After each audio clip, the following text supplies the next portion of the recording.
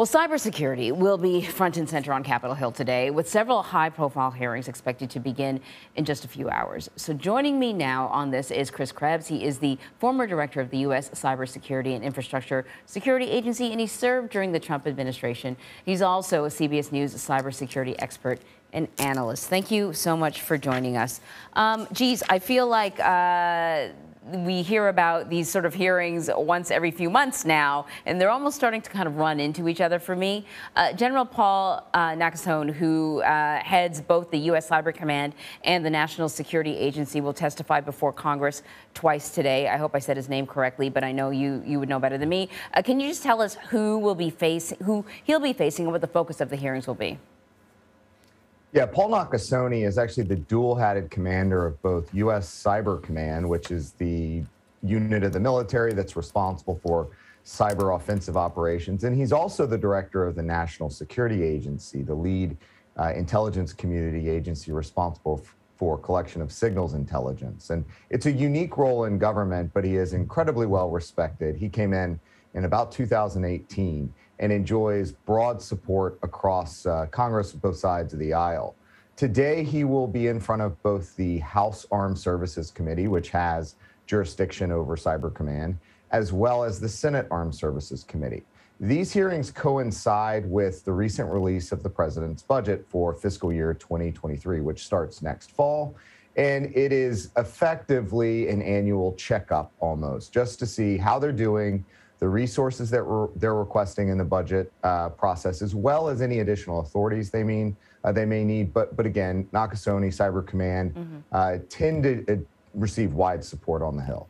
So then there are sort of agencies with overlapping interests when it comes to cybersecurity. Also happening today, the Senate Armed Services Committee will hold a hearing on SOCOM and U.S. Cybercom. What are those agencies? What's their focuses, I guess, and then what's the focus of these hearings? Yeah, so a combatant command is a part of the military that is responsible for a certain set of operations. And so Cyber Command, as I mentioned, is responsible for cybersecurity offensive operations in the United States military under federal statute, Title 10 it's called. And then SOCOM is Special Operations Command. And so they're responsible for coordinating, training, equipping, the vaunted Delta Force and U.S. Navy SEALs, those sorts of operations in theater as they have increased in use and focus in U.S. military strategy over the last several years. So, of course, you know Russia. And what Russia is doing in Ukraine, I think, is kind of like an umbrella issue.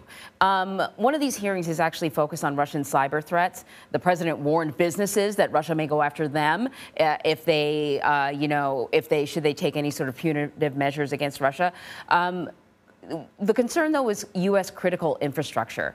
How have these potential attacks, what's happening in Ukraine, the invasion there, has that sort of heightened the sensitivity to how vulnerable we may be here? Well, the Russian cyber actors are very capable, very skilled. Vladimir Putin has used them in prior invasions, as well as just generally below the level of war throughout the world, in Europe and elsewhere, to achieve his various objectives.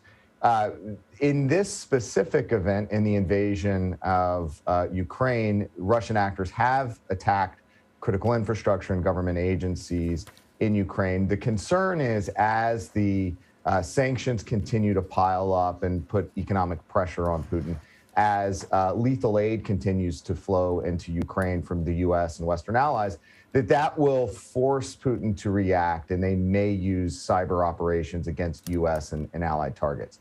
And the way the government's organized is that General Nakasoni is responsible for the cyber operations. And I was talking to a senior Department of Defense official last night, and the way they characterized the role of Cyber Command is to jam the gun, effectively, is to keep them from being able to launch any attacks here. Now, in terms of protecting and working with U.S. businesses and critical infrastructure here, the lead cyber defense agency is the Cyber and Infrastructure Security Agency, the Department of Homeland Security, the agency that I ran in the last administration. Okay, before you go, I got to ask you about another agency that's just started up and running. The Bureau of Cyberspace and Digital Policy officially began yesterday. I saw an article describe it as cyber diplomacy. What will this agency be responsible for? Yeah, they're the cyber ambassador for the United States. They work with their peers and other governments to really establish global rules of the road, norms of behavior, how cyber activities, whether it's cyber criminal activities, whether it's acceptable use of technologies, dual use technologies specifically, like surveillance technologies, they kind of prep the ground for further treaty discussions and other sorts of engagements globally. And it's a function that's been around for years, but it's great to see it codified in law and actually stood up as a bureau as it is today. Well, I still don't know if I completely understand what all the agencies are responsible for, but my takeaway is that the government is taking this threat very, very seriously. Chris, thank you very much. Thanks so much.